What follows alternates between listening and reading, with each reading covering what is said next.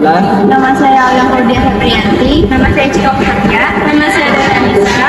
Saya Adrian. Kami ingin mempresentasikan materi mengenai kebijakan perdagangan internasional. Premi adalah penambahan dana kepada produsen yang berhasil mencapai target produksi atau prestasi yang ditentukan oleh pemerintah.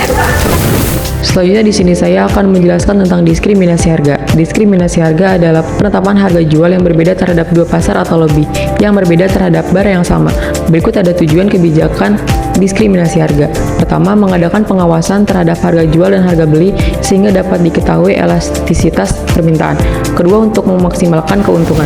Selanjutnya itu ada dumping. Dumping adalah suatu kebijakan penetapan harga secara internasional yang dilakukan dengan menjual suatu komoditas di luar negeri dengan harga yang lebih murah dibandingkan yang dibayar konsumen di dalam negeri.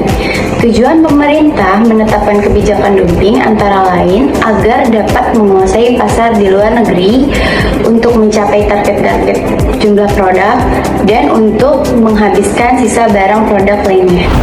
Larangan ekspor. Larangan ekspor merupakan kebijakan pemerintah suatu negara melarang semua ekspor komoditas tertentu. Tujuannya adalah agar memperbanyak peluang pekerjaan, memberantas penyelundupan, dan kelangkaan barang. 2. Kebijakan di bidang impor. Tarif atau bea masuk. Tarif merupakan pajak yang diterapkan pada harga barang impor.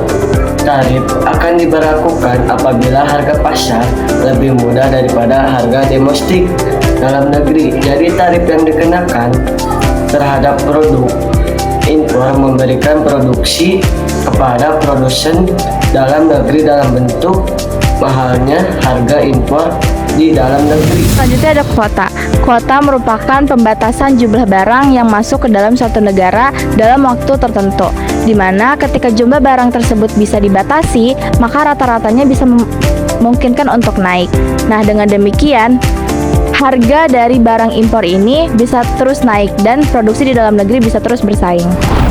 Selanjutnya ada larangan impor. Larangan impor adalah kebijakan secara internasional yang melarang secara mutlak impor komoditas tertentu. Misalkan, larangan karet mentah atau larangan impor baju bekas. Selanjutnya, saya akan menjelaskan tentang subsidi. Kebijakan subsidi adalah kebijakan pemerintah melalui pemberian bantuan kepada produsen atau pengusaha dalam negeri agar dapat menjual produknya dengan harga yang murah, sehingga mampu bersaing dengan produk impor. Subsidi berupa harga mempunyai 3 tujuan, yaitu menambah produksi dalam negeri, mempertahankan jumlah konsumsi dalam negeri, dan menjual produk dengan harga yang lebih murah daripada produk impor. Nah, yang ketiga ada kebijakan perdagangan bebas yang berlaku di antar negara. Kebijakan perdagangan bebas itu merupakan sebuah kesepakatan antar negara untuk menghilangkan hambatan-hambatan yang sekiranya bakal terjadi di perdagangan internasional. Misalkan hambatannya itu ada tarif dan pembatasan kuota. Nah, ketika sebuah negara ini sudah menyepakati kebijakan perdagangan bebas, maka mereka bisa sama-sama menghilangkan hambatan-hambatan yang terjadi di dalam perdagangan internasional. Contohnya di hambatan tarif dan pembatasan kuota tadi.